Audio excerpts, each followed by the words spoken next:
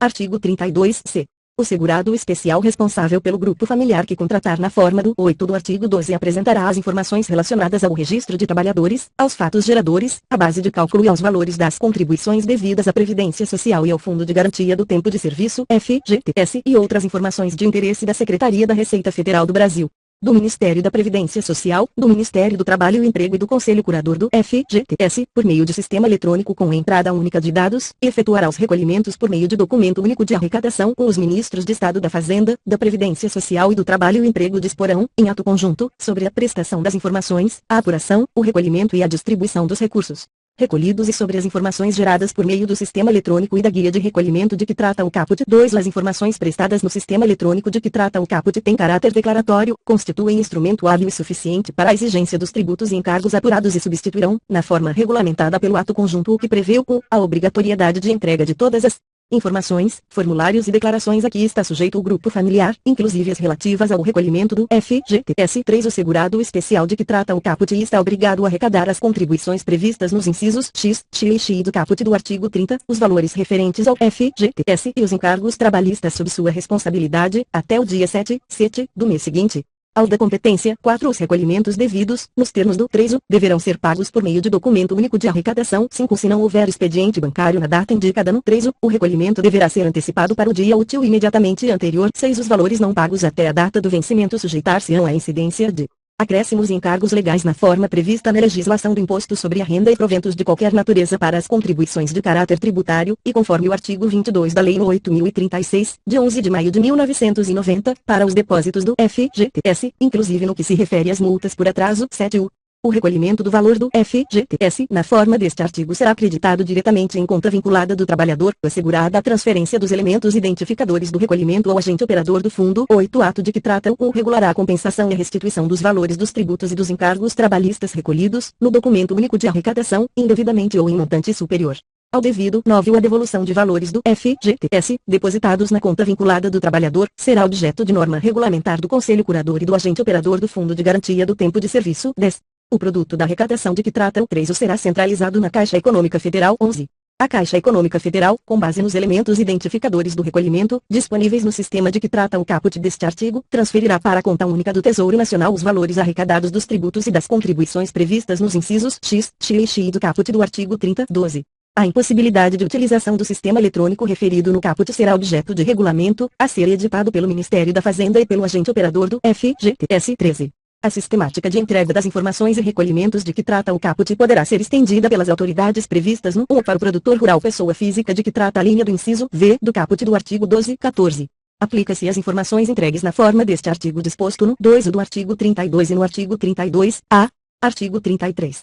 A Secretaria da Receita Federal do Brasil compete planejar, executar, acompanhar e avaliar as atividades relativas à tributação, à fiscalização, à arrecadação, à cobrança e ao recolhimento das contribuições sociais previstas no parágrafo único do artigo 11 desta lei, das contribuições incidentes a título de substituição e das devidas a outras entidades e fundos. É prerrogativa da Secretaria da Receita Federal do Brasil, por intermédio dos auditores fiscais da Receita Federal do Brasil, o exame da contabilidade das empresas, ficando obrigados a prestar todos os esclarecimentos e informações solicitados o segurado e os terceiros responsáveis pelo recolhimento das contribuições previdenciárias e das contribuições devidas a outras entidades e fundos. 3. Ocorrendo recusa ou sonegação de qualquer documento ou informação, ou sua apresentação deficiente, a Secretaria da Receita Federal do Brasil pode, sem prejuízo da penalidade cabível, lançar de ofício a importância devida. 4. Na falta de prova regular e formalizada pelo sujeito passivo, o montante dos salários pagos pela execução de obra de construção civil pode ser obtido mediante cálculo da mão de obra empregada, proporcional à área construída, de acordo com critérios estabelecidos pela Secretaria da Receita Federal do Brasil, cabendo ao proprietário, dono da obra, condômino da unidade imobiliária ou empresa corresponsável o ônus da prova em contrário. 5. O desconto de contribuição e de consignação legalmente autorizada sempre se presume feito oportuna e regularmente pela empresa isso obrigada, não lhe sendo lícito alegar omissão para se eximir do recolhimento, ficando diretamente responsável pela importância que deixou de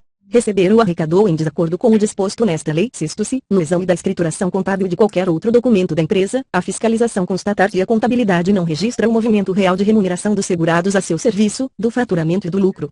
Serão apuradas, por aferição indireta, as contribuições efetivamente devidas, cabendo à empresa o ônus da prova em contrário. 7. O crédito da Seguridade Social é constituído por meio de notificação de lançamento, de auto de infração e de confissão de valores devidos e não recolhidos pelo contribuinte. 8. Aplicam-se às contribuições sociais mencionadas neste artigo as presunções legais de omissão de receita, previstas nos 2 e 3 do artigo 12 do Decreto-Lei nº 1598, de 26 de dezembro de 1977, e nos artigos 40, 41 e 42 da Lei nº 9430, de 27 de dezembro de 1996.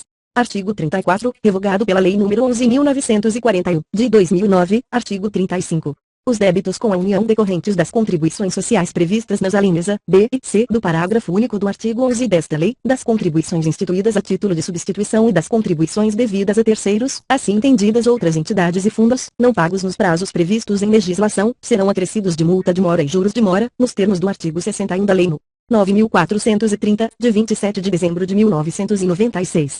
I, revogado, A, revogada, B, revogada, C, revogada, I, revogado, A, revogada, B, revogada, C, revogada, D, revogada, I, revogado. A, revogada, B, revogada, C, revogada, D, revogada, U, revogado, 2 U, revogado, 3 U, revogado, 4 revogado. Artigo 35, A. Nos casos de lançamento de ofício relativos às contribuições referidas no artigo 35 desta lei, aplica-se o disposto no artigo 44 da Lei nº 9.430, de 27 de dezembro de 1996. Artigo 36, revogado pela Lei N. 8.218, de 29 de agosto de 1991. Artigo 37. Constatado não recolhimento total ou parcial das contribuições tratadas nesta lei, não declaradas na forma do artigo 32 desta lei, a falta de pagamento de benefício reembolsado ou o descumprimento de obrigação acessória, será lavrado auto de infração ou notificação de lançamento. 1. Revogado. 2. O. Revogado. Artigo 38. Revogado pela Lei nº 11.941, de 2009, artigo 39. O débito original e seus acréscimos legais, bem como outras multas previstas em lei, constituem dívida ativa da União, promovendo-se a inscrição em livro próprio daquela resultante das contribuições de que tratam as alíneas A, B e C do parágrafo único do artigo 11 desta lei. Primeiro, revogado pela Lei nº 11.501. De 2007, segundo é facultado aos órgãos competentes, antes de ajuizar a cobrança da dívida ativa de que trata o caput deste artigo, promover o protesto de título dado em garantia, que será recebido por solvendo. 3. Serão inscritas como dívida ativa da União as contribuições que não tenham sido recolhidas ou parceladas resultantes das informações prestadas no documento a que se refere o inciso IV do artigo 32 desta lei. Artigo 40, vetado. Artigo 41, revogado pela Lei nº 11.941, de 2009, artigo 42. Os administradores de autarquias e fundações públicas, criadas e mantidas pelo poder público, de empresas públicas e de sociedades de economia mista sujeitas ao controle da União, dos Estados, do Distrito Federal ou dos municípios, que se encontrarem em mora, por mais de 30 dias, no recolhimento das contribuições previstas nesta lei, tornam-se solidariamente responsáveis pelo respectivo pagamento, ficando ainda sujeitos às proibições do artigo 1º e às sanções dos artigos 4º e 7º do Decreto-Lei nº 368, de 19 de dezembro de 1968. Artigo 43. Nas ações trabalhistas de que resultar o pagamento de direitos sujeitos à incidência de contribuição previdenciária, o juiz, sob pena de responsabilidade, determinará o imediato recolhimento das importâncias devidas à Seguridade Social ou nas sentenças judiciais ou nos acordos homologados em que não figurarem, discriminadamente, as parcelas legais relativas às contribuições sociais. Estas incidirão sobre o valor total apurado em liquidação de sentença ou sobre o valor do acordo homologado. 2. Considera-se ocorrido o fato gerador das contribuições sociais na data da prestação do serviço. 3. As contribuições sociais serão apuradas mês a mês, com referência ao período da prestação de serviços, mediante a aplicação de alíquotas, limites máximos do salário de contribuição e acréscimos legais moratórios vigentes relativamente a cada uma das competências abrangidas, devendo o recolhimento ser efetuado no mesmo prazo em que devam ser pagos os créditos encontrados em liquidação de sentença ou em acordo homologado, sendo que nesse último caso o recolhimento será feito em tantas parcelas quantas as previstas no acordo, nas mesmas datas em que sejam exigíveis e proporcionalmente a cada uma delas. 4. No caso de reconhecimento judicial da prestação de serviços, em condições que permitam a aposentadoria especial após 15, 20 ou 25 anos de contribuição, serão devidos os acréscimos de contribuição de que trata o 6 do artigo 57 da Lei nº 8.213. De 24 de julho de 1991. 5. Na hipótese de acordo celebrado após ter sido proferida a decisão de mérito, a contribuição será calculada com base no valor do acordo. 6. Aplica-se o disposto neste artigo aos valores devidos ou pagos nas comissões de conciliação prévia de que trata a Lei nº 9.958. De 12 de janeiro de 2000. Artigo 44, revogado pela Lei nº 11.501, de 2007. Artigo 45, revogado pela Lei Complementar nº 128, de 2008. Artigo 45-A. O contribuinte individual que pretenda contar como tempo de contribuição, para fins de obtenção de benefício no regime geral de previdência social ou de contagem recíproca do tempo de contribuição, período de atividade remunerada alcançada pela decadência, deverá indenizar o INS, o valor da indenização a que se refere o caput deste artigo e o 1 do artigo 55 da Lei nº 8.213. de 24 de julho de 1991, corresponderá a 20% e, da média aritmética simples dos maiores salários de contribuição, reajustados, correspondentes a 80%, de todo o período contributivo decorrido desde a competência. Julho de 1994, ou da remuneração sobre a qual incidem as contribuições para o regime próprio de previdência social a que estiver filiado o interessado, no caso de indenização para fins da contagem recíproca de que tratam os arts. 94 a 99 da Lei 8.213, de 24 de julho de 1991, observados o limite máximo previsto no artigo 28 e o disposto em regulamento 2 sobre os valores apurados na forma do 1 deste artigo incidirão juros moratórios de 0,5%, 0,5% ao mês, capitalizados anualmente, limitados ao percentual máximo de 50%. 50% e multa de 10%. 3. O disposto no 1 deste artigo não se aplica aos casos de contribuições em atraso não alcançadas pela decadência do direito de a Previdência constituir o respectivo crédito, obedecendo-se, em relação a elas, às disposições aplicadas às empresas em geral. Artigo 46, revogado pela Lei Complementar número 128, de 2008, capítulo X da prova de inexistência de débito. Artigo 47. É exigida certidão negativa de débito (CND), fornecida pelo órgão competente, nos seguintes casos, da empresa, a, na contratação com o poder público e no recebimento de benefícios ou incentivo fiscal ou creditício concedido por ele, b, na alienação ou oneração, a qualquer título, de bem imóvel ou direito a ele relativo, c, na alienação ou oneração, a qualquer título, de bem imóvel de valor superior a 2.500.000 cruzeiros, 2.500.000 cruzeiros, incorporado ao ativo permanente da empresa. 19. D. No registro ou arquivamento, no órgão próprio, de ato relativo à baixa ou redução de capital de firma individual, redução de capital social, cisão total ou parcial, transformação ou extinção de entidade ou sociedade comercial ou civil e transferência de controle de cotas de sociedades de responsabilidade limitada, e do proprietário, pessoa física ou jurídica, de obra de construção civil. Quando de sua averbação no registro de imóveis, salvo no caso do inciso V do artigo 30, primeiro a prova de inexistência de débito deve ser exigida da empresa em relação a todas as suas dependências, estabelecimentos e obras de construção civil, independentemente do local onde se encontrem, ressalvado aos órgãos competentes o direito de cobrança de qualquer débito apurado posteriormente, segundo a prova de inexistência de débito, quando exigível ao incorporador, independe da apresentada no registro de imóveis por ocasião da inscrição do memorial de incorporação. Terceiro, fica dispensada a transcrição, em instrumento público ou particular, do inteiro teor do documento comprobatório de inexistência de débito, bastando a referência ao seu número de série e data da emissão, bem como a guarda do documento comprobatório à disposição dos órgãos competentes. Quarto, o documento comprobatório de inexistência de débito poderá ser apresentado por cópia autenticada, dispensada a indicação de sua finalidade, exceto no caso do inciso I deste artigo 5. O prazo de validade da certidão negativa de débito (CND) é de 60 dias, contados da sua emissão, podendo ser ampliado por regulamento para até 180 dias. Sexto, independe de prova de inexistência de débito, a lavratura ou assinatura de instrumento, ato ou contrato que constitua retificação, ratificação ou efetivação de outro anterior para o qual já foi feita a prova, b, a constituição de garantia para concessão de crédito rural, em qualquer de suas modalidades, por instituição de crédito pública ou privada, desde que o contribuinte referido no artigo 25, não seja responsável direto pelo recolhimento de contribuições sobre a sua produção para a Seguridade Social, c, a averbação prevista no inciso I deste artigo, relativa a imóvel cuja construção tenha sido concluída antes de 22 de novembro de 1966, d, o recebimento pelos municípios de transferência de recursos destinados a ações de assistência social, educação, saúde em caso de calamidade pública e averbação da construção civil localizada em área objeto de regularização fundiária de interesse social, na forma da Lei 11.977, de 7 de julho de 2009. Sétimo, o condômino adquirente de unidades imobiliárias de obra de construção civil não incorporada na forma da Lei nº 4.591, de 16 de dezembro de 1964, poderá obter documento comprobatório de inexistência de débito, desde que comprove o pagamento das contribuições relativas à sua unidade, conforme dispuser o regulamento 8º, revogado pela Lei nº 11.941, de 2009, artigo 48.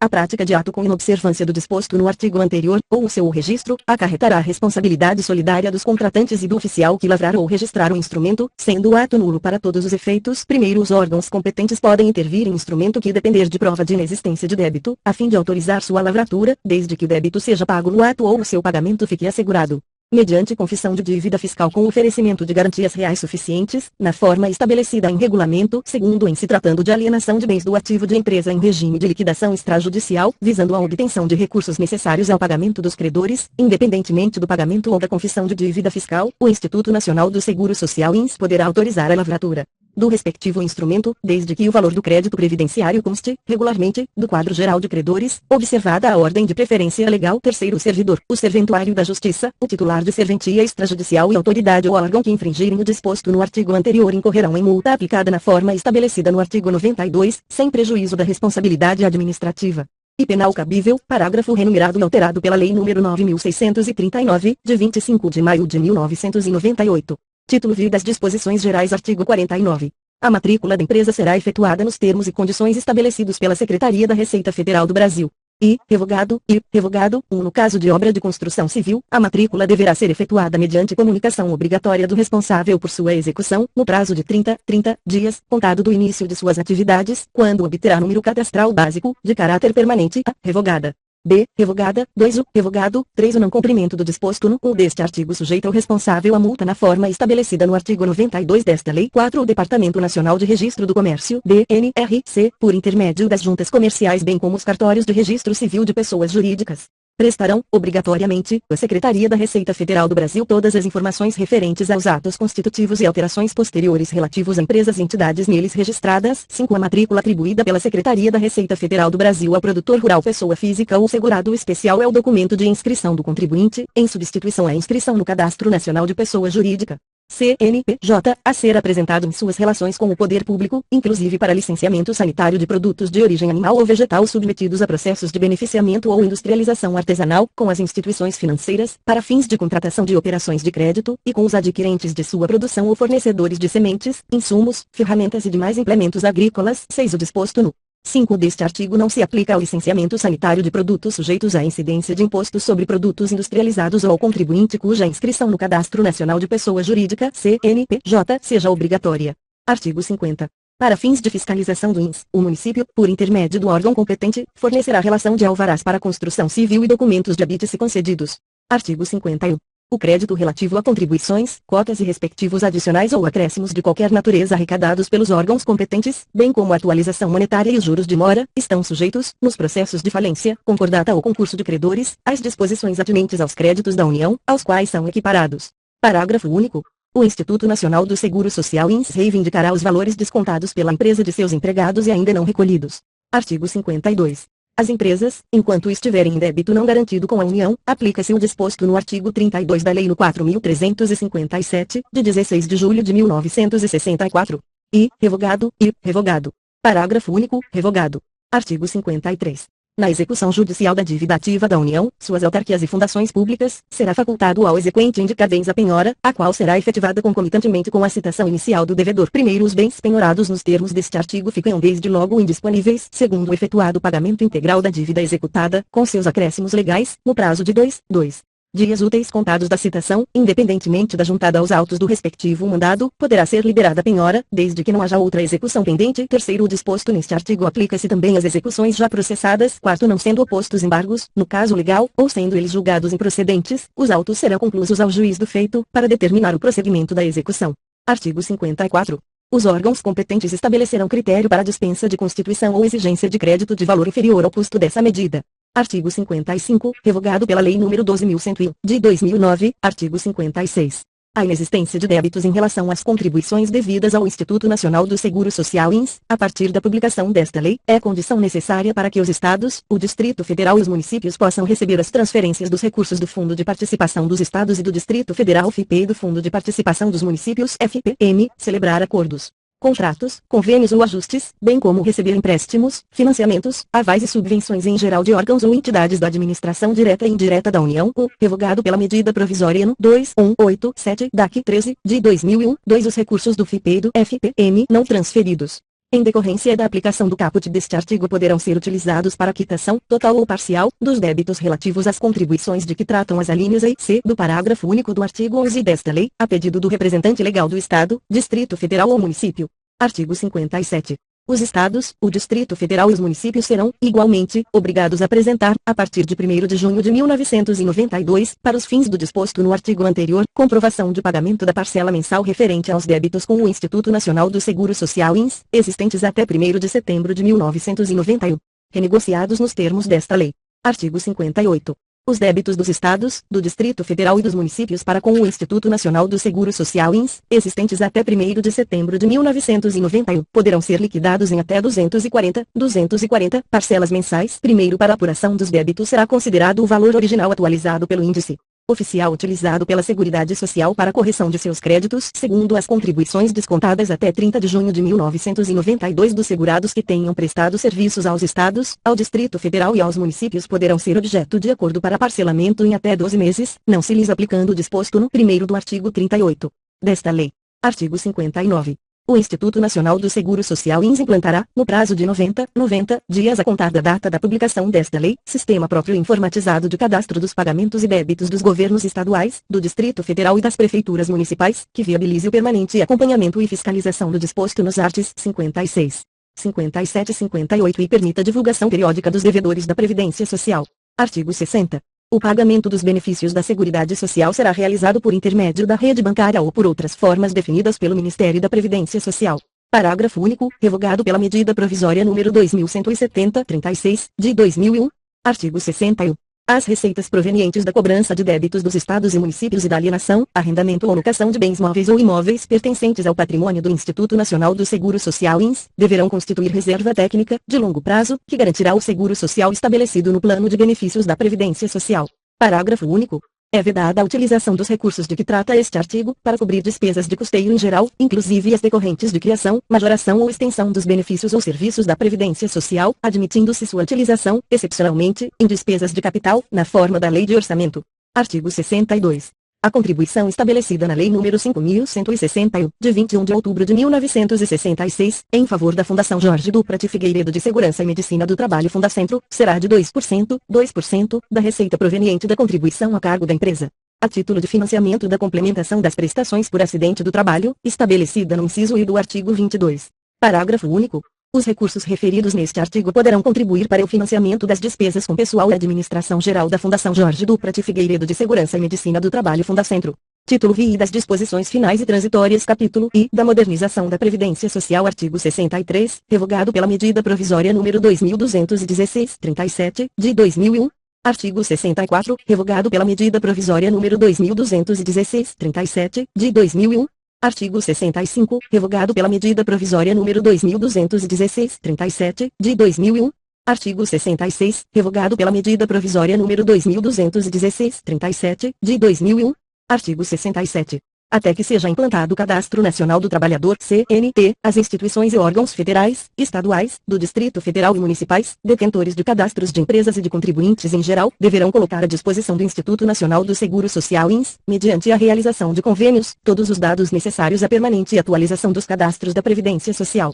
Artigo 68. O titular do cartório de registro civil de pessoas naturais fica obrigado a comunicar ao INS, até o dia 10 de cada mês, o registro dos óbitos ocorridos no mês imediatamente anterior, devendo da relação constar a filiação, a data e o local de nascimento da pessoa falecida. Primeiro, no caso de não haver sido registrado nenhum óbito, deverá o titular do cartório de registro civil de pessoas naturais comunicar este fato ao INS no prazo estipulado no caput deste artigo. Segundo, a falta de comunicação na época própria, bem como o envio de informações inexatas, sujeitará o titular de cartório de registro civil de pessoas naturais à penalidade prevista no artigo 92 desta lei. 3. A comunicação deverá ser feita por meio de formulários para cadastramento de óbito, conforme modelo aprovado pelo Ministério da Previdência e Assistência Social. 4. No formulário para cadastramento de óbito deverá constar, além dos dados referentes à identificação do cartório de registro civil de pessoas naturais, pelo menos uma das seguintes informações relativas à pessoa falecida: a. Número de inscrição do PIS/PASEP. b. Número de inscrição no Instituto Nacional do Seguro Social INS, se contribuinte individual. Ou número de benefício previdenciário (NB), se a pessoa falecida for titular de qualquer benefício pago pelo INS. C. Número do CPF. D. Número de registro da carteira de identidade respectivo órgão emissor. E. Número do título de eleitor. F. Número do registro de nascimento ou casamento, com informação do livro, da folha e do termo. G. Número e série da carteira de trabalho. Artigo 69. O Ministério da Previdência e Assistência Social e o Instituto Nacional do Seguro Social INS manterão programa permanente de revisão da concessão e da manutenção dos benefícios da Previdência Social, a fim de apurar irregularidades e falhas existentes. Primeiro, havendo indício de irregularidade na concessão ou na manutenção de benefício, a Previdência Social notificará o beneficiário para apresentar defesa. provas ou documentos de que dispuser, no prazo de 30 dias, segundo a notificação a que se refere o parágrafo anterior, far-se-á por via postal com aviso de recebimento e, não comparecendo o beneficiário nem apresentando defesa, será suspenso o benefício, com a notificação ao beneficiário por edital resumido publicado uma vez em jornal de circulação na localidade. Terceiro, decorrido o prazo concedido pela notificação postal ou pelo edital, sem que tenha havido resposta, ou caso seja considerada pela Previdência Social como insuficiente ou improcedente a defesa apresentada, o benefício será cancelado, dando-se conhecimento da decisão ao beneficiário. 4. Para efeito do disposto no caput deste artigo, o Ministério da Previdência Social e o Instituto Nacional do Seguro Social (INSS) procederão, no mínimo a cada 5 anos, ao recenseamento previdenciário, abrangendo todos os aposentados e pensionistas do regime geral de previdência social. Artigo 70. Os beneficiários da Previdência Social, aposentados por invalidez, ficam obrigados, sob pena de suspensão do pagamento do benefício, a submeterem-se a exames médico-periciais, estabelecidos na forma do regulamento, que definirá sua periodicidade e os mecanismos de fiscalização e auditoria. Artigo 71. O Instituto Nacional do Seguro Social (INSS) deverá rever os benefícios, inclusive os concedidos por acidente do trabalho, ainda que concedidos judicialmente, para avaliar a persistência, atenuação ou agravamento da incapacidade para o trabalho alegada como causa para a sua concessão. Parágrafo único. Será cabível a concessão de liminar nas ações rescisórias e revisional, para suspender a execução do julgado rescindendo ou revisando, em caso de fraude ou erro material comprovado. Artigo 72. O Instituto Nacional do Seguro Social (INSS) promoverá, no prazo de 180 dias a contar da publicação desta lei, a revisão das indenizações associadas a benefícios por acidentes do trabalho, cujos valores excedam a 1.700.000 cruzeiros, 1.700.000 cruzeiros. Artigo 73. O setor encarregado pela área de benefícios no âmbito do Instituto Nacional do Seguro Social (INSS) deverá estabelecer indicadores qualitativos e quantitativos para acompanhamento e avaliação das concessões de benefícios realizadas pelos órgãos locais de atendimento. Artigo 74. Os postos de benefícios deverão adotar como prática o cruzamento das informações declaradas pelos segurados com os dados de cadastros de empresas e de contribuintes em geral quando da concessão de benefícios. Artigo 75, revogado pela Lei nº 9.711, de 1998. Artigo 76. O Instituto Nacional do Seguro Social (INSS) deverá proceder ao recadastramento de todos aqueles que, por intermédio de procuração, recebem benefícios da Previdência Social. Parágrafo único. O documento de procuração deverá, a cada semestre, ser revalidado pelos órgãos de atendimento locais. Artigo 77, revogado pela Medida Provisória nº 2216-37, de 2001. Artigo 78. O Instituto Nacional do Seguro Social (INSS), na forma da legislação específica, fica autorizado a contratar auditorias externas, periodicamente, para analisar e emitir parecer sobre demonstrativos econômico-financeiros e contábeis, arrecadação, cobrança e fiscalização das contribuições, bem como pagamento dos benefícios, submetendo os resultados obtidos à apreciação do Conselho Nacional da Seguridade Social. Artigo 79, revogado pela Lei nº 9.711, de 1998. Artigo 80. Fica o Instituto Nacional do Seguro Social (INSS) obrigado a enviar às empresas e aos seus segurados, quando solicitado, extrato relativo ao recolhimento das suas contribuições, e, revogado pela Lei nº 11.941, de 2009, e emitir e enviar aos beneficiários aviso de concessão de benefício, além da memória de cálculo do valor dos benefícios concedidos, e reeditar a versão atualizada, nos termos do plano de benefícios, da Carta dos Direitos dos Segurados, divulgar, com a devida antecedência, através dos meios de comunicação, alterações porventura realizadas na forma de contribuição das empresas e segurados em geral, descentralizar, progressivamente, o processamento eletrônico das informações, mediante extensão dos programas de informatização de postos de atendimento e de regiões fiscais. Disponibilizará ao público, inclusive por meio de rede pública de transmissão de dados, informações atualizadas sobre as receitas e despesas do regime geral de previdência social, bem como os critérios e parâmetros adotados para garantir o equilíbrio financeiro e atuarial do regime. Artigo 81, revogado pela Lei nº 11.941, de 2009, artigo 82. A Auditoria e a Procuradoria do Instituto Nacional do Seguro Social (INSS) deverão, a cada trimestre, elaborar relação das auditorias realizadas e dos trabalhos executados, bem como dos resultados obtidos, enviando a apreciação do Conselho Nacional da Seguridade Social. Artigo 83. O Instituto Nacional do Seguro Social (INSS) deverá implantar um programa de qualificação e treinamento sistemático de pessoal, bem como promover a reciclagem e redistribuição de funcionários conforme as demandas dos órgãos regionais e locais, visando a melhoria da qualidade do atendimento e o controle e a eficiência dos sistemas de arrecadação e fiscalização de contribuições, bem como de pagamento de benefícios. Artigo 84, revogado pela Medida Provisória nº 2216-37, de 2001. Capítulo e das demais disposições. Artigo 85. O Conselho Nacional da Seguridade Social será instalado no prazo de 30 dias após a promulgação desta lei. Artigo 85-A. Os tratados, convenções e outros acordos internacionais de que Estado estrangeiro ou organismo internacional e Brasil sejam partes, e que versem sobre matéria previdenciária, serão interpretados como lei especial. Artigo 86, revogado pela medida provisória número 2216-37, de 2001. Artigo 87.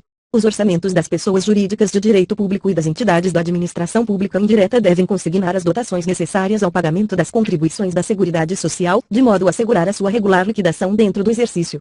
Artigo 88. Os prazos de prescrição de que goza a União aplicam-se à Seguridade Social, ressalvado o disposto no artigo 46. Artigo 89.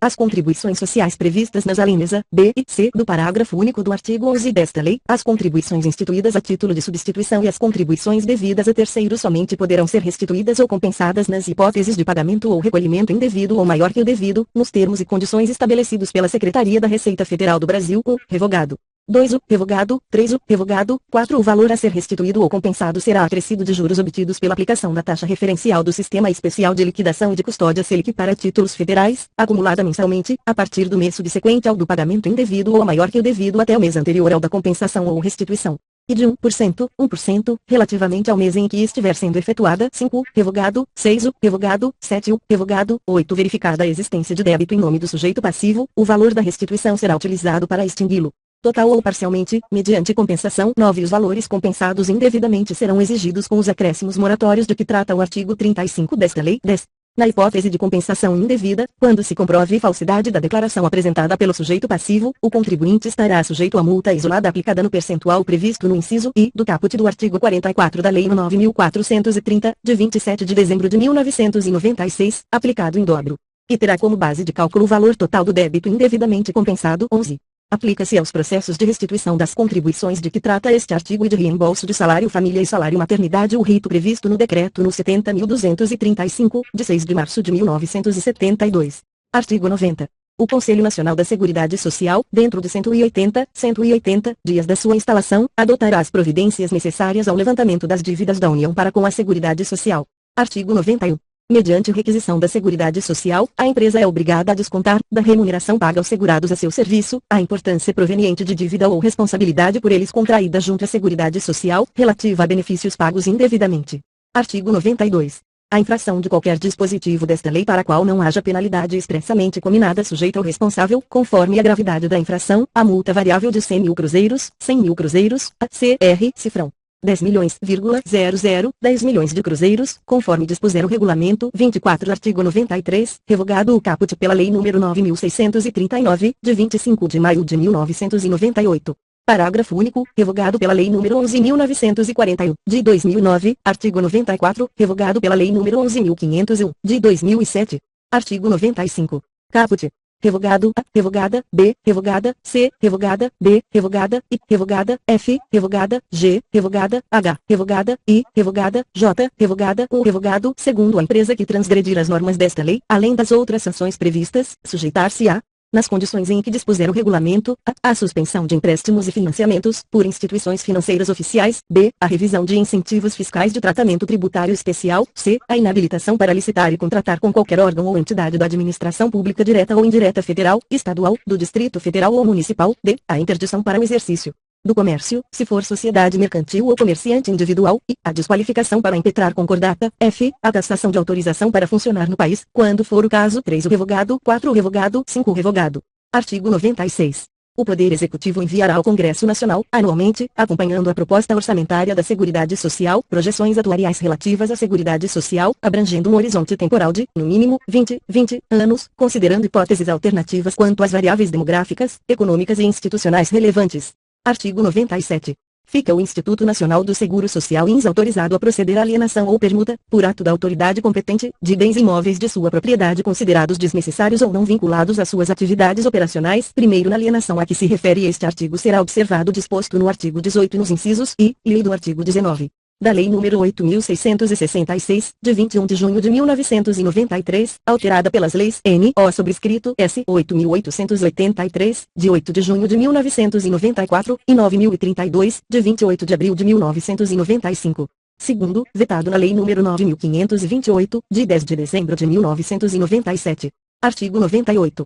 Nas execuções fiscais da dívida ativa do INS, o leilão judicial dos bens penhorados realizar-se-á por leiloeiro oficial, indicado pelo credor, que procederá à asta pública, e, no primeiro leilão, pelo valor do maior lance, que não poderá ser inferior ao da avaliação, e no segundo leilão, por qualquer valor, excetuado o vil primeiro poderá o juiz, a requerimento do credor, autorizar seja parcelado o pagamento do valor da arrematação, na forma prevista para os parcelamentos administrativos de débitos previdenciários, segundo todas as condições do parcelamento deverão constar do edital de leilão. Terceiro, o débito do executado será quitado na proporção do valor de arrematação. Quarto, o arrematante deverá depositar, no ato, o valor da primeira parcela. Quinto, realizado o depósito, será expedida carta de arrematação, contendo as seguintes disposições: a. Valor da arrematação, valor e número de parcelas mensais em que será pago. B. Constituição de hipoteca do bem adquirido, ou de penhor, em favor do credor, servindo a carta de título hábil para registro da garantia. C. Indicação do arrematante como fiel depositário do bem móvel, quando constituído penhor. D. Especificação dos critérios de reajustamento do saldo e das parcelas, que será sempre o mesmo vigente para os parcelamentos de débitos previdenciários. Sexto, se o arrematante não pagar, no vencimento, qualquer das parcelas mensais, o saldo devedor remanescente vencerá antecipadamente, que será acrescido em 50% de seu valor a título de multa, e, imediatamente inscrito em dívida ativa executado. Sétimo, se no primeiro ou no segundo leilões a que se refere o caput não houver licitante, o INS poderá adjudicar o bem por 50% do valor da avaliação. Oitavo, se o bem adjudicado não puder ser utilizado pelo INS, e for de difícil venda, poderá ser negociado ou doado a outro órgão ou entidade pública que demonstre interesse na sua utilização. Nono, não havendo interesse na adjudicação, poderá o juiz do feito, de ofício ou a requerimento do credor, determinar sucessivas repetições da asta pública. 10. O leiloeiro oficial, a pedido do credor, poderá ficar como fiel depositário dos bens penhorados e realizar a respectiva remoção. 11. O disposto neste artigo aplica-se às execuções fiscais da dívida ativa da União. Artigo 99. O Instituto Nacional do Seguro Social INS poderá contratar leiloeiros oficiais para promover a venda administrativa dos bens, adjudicados judicialmente ou que receberem dação de pagamento. Parágrafo único. O INS, no prazo de 60 dias, providenciará a alienação do bem por intermédio do leiloeiro oficial. Artigo 100. Revogado pela Lei nº 9.528, de 10 de dezembro de 1997. Artigo 101. Revogado pela Medida Provisória nº 2.187, 13, de 2001. Artigo 102.